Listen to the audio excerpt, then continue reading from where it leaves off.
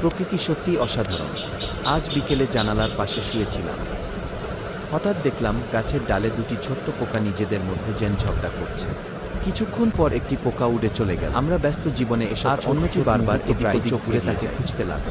অথচ প্রকৃতি প্রতিদিন নির্বে আমাদের অনেক কিছু শেখায়। তাই একটু সময় নিয়ে চারপাশটা দেখুন, অনুভব করুন।